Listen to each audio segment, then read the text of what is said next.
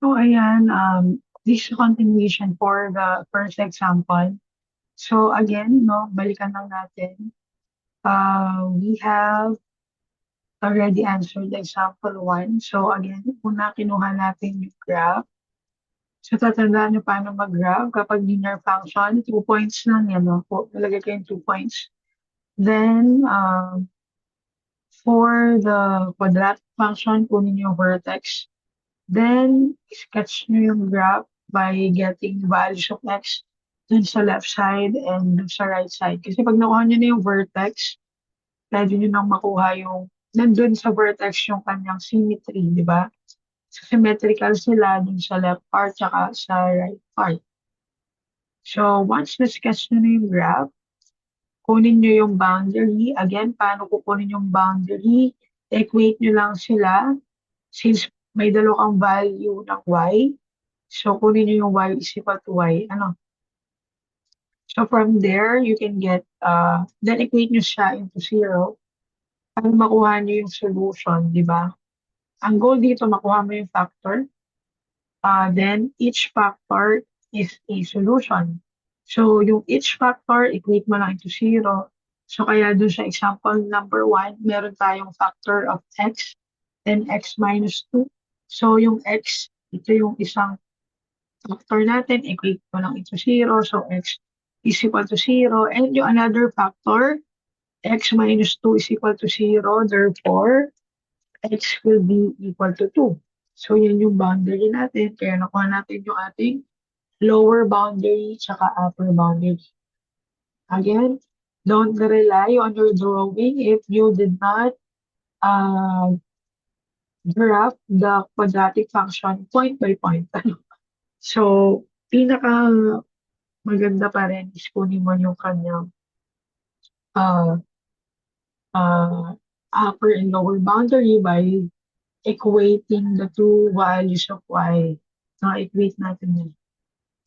Then, from there, alam mo na yung boundary, alam mo yung function mo na nasa taas, alam mo yung function mo na nasa baba. Then, you can set up the integral, di ba? So, since we set up the integral, yung ginawa kong solution last time, is hindi ko sinimplify pala. Pero okay lang din naman yun. You will arrive at the same answer. Pero pwede mo din i-simplify yung common term para mas madali. So, kinuha natin yung definite integral. So, yung 3x squared over 2 minus x cubed over 3 minus x cubed over 2. So, pag sinimplify mo yan, ito lang din yung itsura niya, di ba? So, 2x minus x cubed.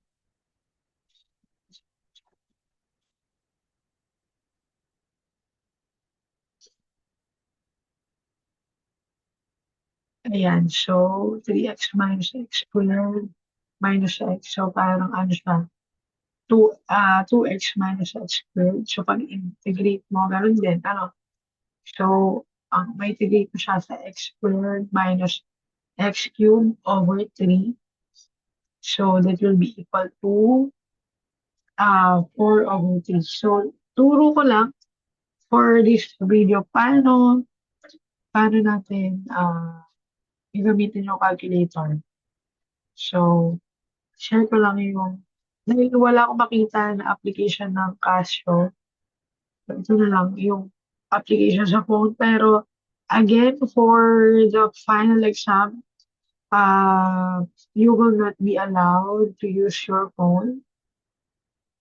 So, if wala kayong scientific calculator, I encourage you to borrow. So, hirap kayo sa ibang year level or hirap kayo sa ibang program. Ano?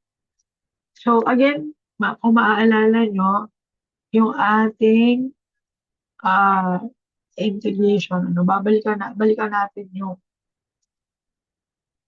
wait, nasa naman,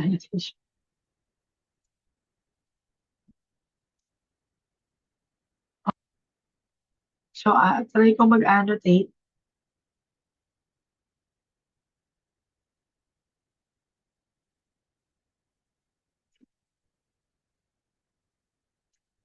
Pwede ba ako mag-ano dito? Parang hindi ako pwede mag-ano.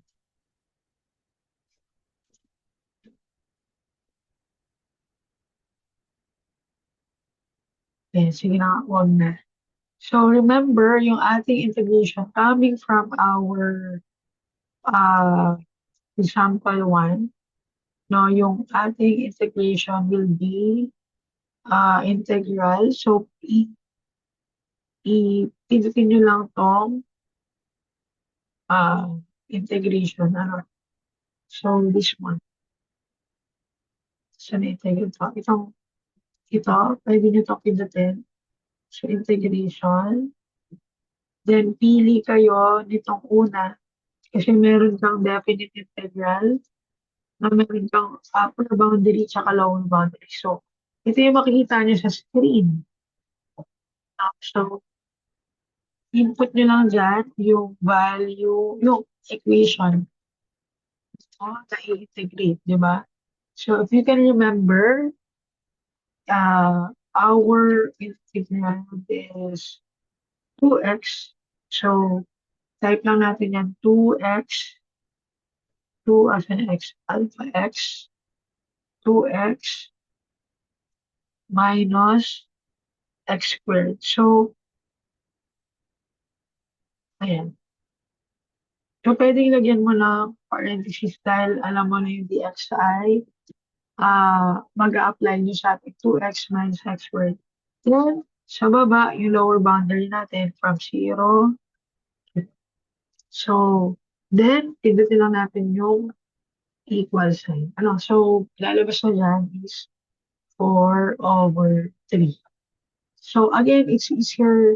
You can check your answer if your answer is correct using the calculator. Again, gamitin lang natin itong ating uh, integration function.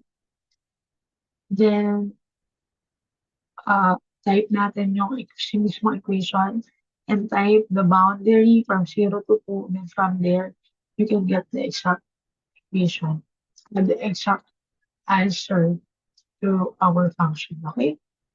So, again, maximize natin technology. However, we are not allowed to use the uh, phone, to use our phones during exam. Pinakita ko lang dito para alam nyo kung paano gagamitin yung calculator. So, lahat ng calculator na mayroong integration, pwede nyo gamitin, maximize mo. Okay? So, yung kasunod na video, I will show you example number 2. So, papakita ko sa inyo kapag dx yung ginamit and kapag dy yung ginamit. Okay? So, see you sa kasunod natin.